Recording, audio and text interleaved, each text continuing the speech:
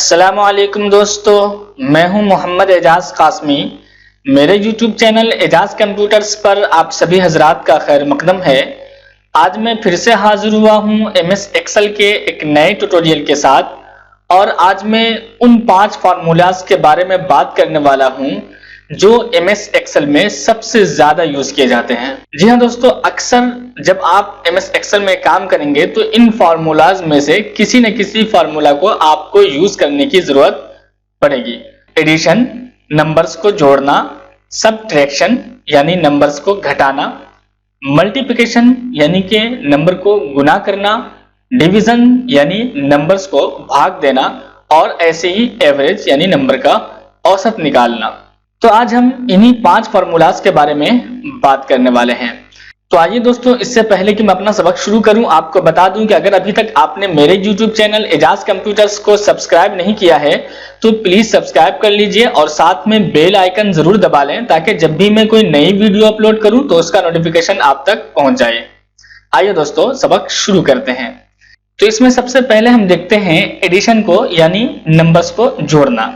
तो किस किस तरीके से हम नंबर को जोड़ सकते हैं, पहले हम उसको देख लेते हैं। इसके लिए हम चलते हैं दूसरे शीट पर और यहां पर देखेंगे तो एक हमने शीट बनाकर यहां पर रखा हुआ है।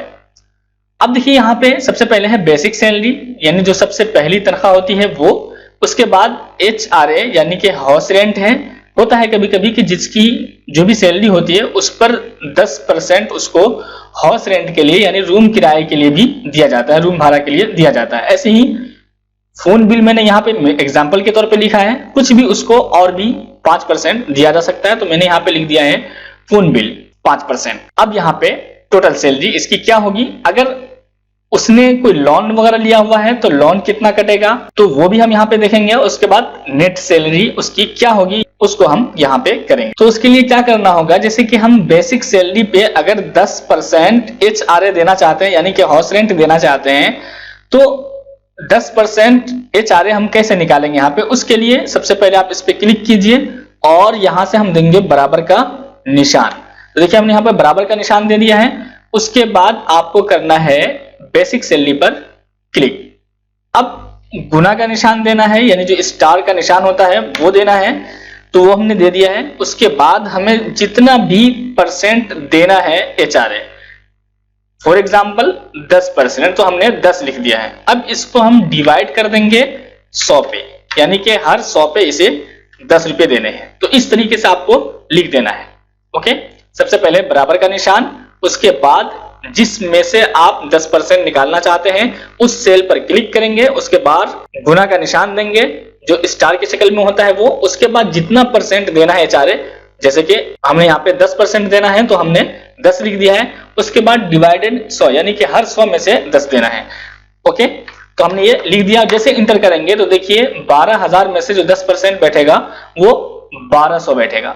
अब हमने नीचे तक यहाँ पर रख दिया। ऐसे ही फोन बिल है, हमें 5% देना है तो बराबर का निशान देंगे और इसी में से देना है 5% तो हम गुना का निशान देंगे। उसके बाद 5 और फिर डिवाइड का निशान और 100 इंटर। तो देखिए यहाँ पे ये 600 रुपया 5% आ रहा है। अब हम यहाँ से डबल क्लिक कर देते हैं तो नीचे तक आ जाएगा। अब यहाँ पे टोटल सैलरी करना है यानी गोया कि हमें इसका उपयोग करना है, एडिशन का यानी नंबर्स को जोड़ना है। तो अब हम इसको देखते हैं कैसे जोड़ना है। जोड़ने के लिए क्या क्या तरीके इख्तियार किए जा सकते हैं।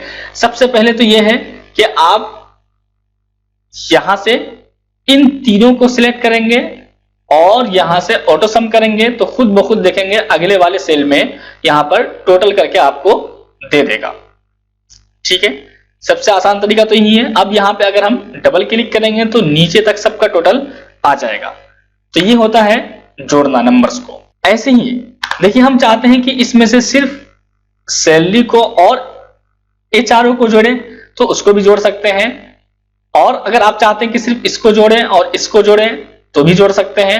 तो इसमें कई तरीके होते हैं सम करने के। तो सम करने के लिए सबसे पहले हम इस सेल को सिलेक्ट कर लेते हैं चूंकि हमें यहीं पे टोटल निकालना है।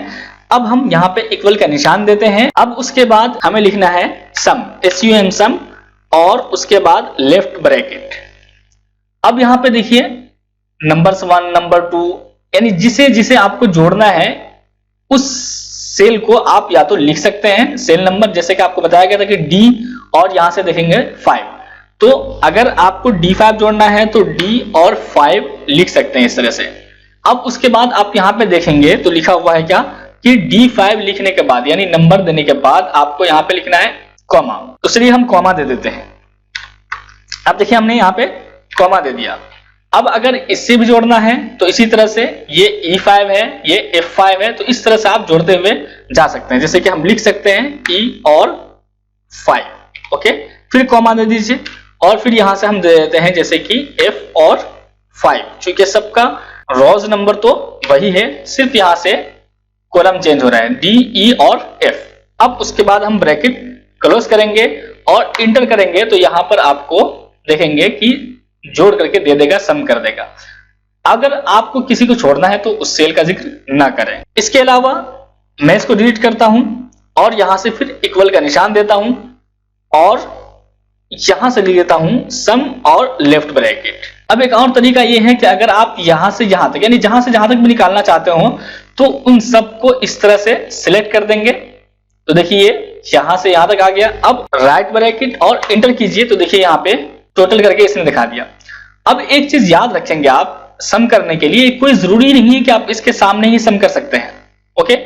हम देखिए जैसे यहां पे हम चाहते हैं कि इन तमाम सेल्स का टोटल यहां पे दिखे, ओके, तो अब बराबर का निशान दीजिए, SUM सम लिखिए और लेफ्ट ब्रैकेट, और यहां से हम इन तमाम को चाहते हैं तो इन तमाम को सिलेक्ट कर लेंगे, ओके, और यहां से हम कर देंगे राइट ब्रैकेट और इंटर करेंगे। देखिए जैसे इंटर करेंगे आप तो जो टोटल हम पहले यहां लेकर के आते थे हम इसको कहीं और भी ले सकते हैं, तो देखिए बिल्कुल वही टोटल आ रहा है ना।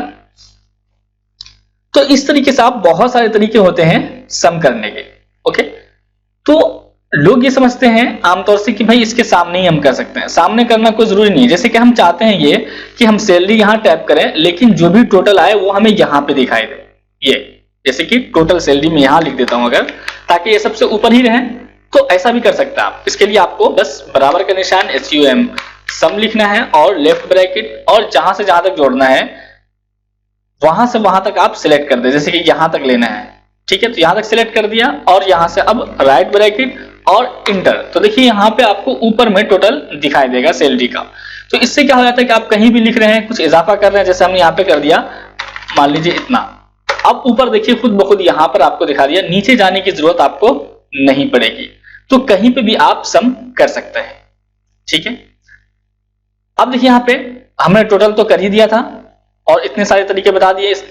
अब हम सीधे यहां पे कर देते हैं डबल क्लिक।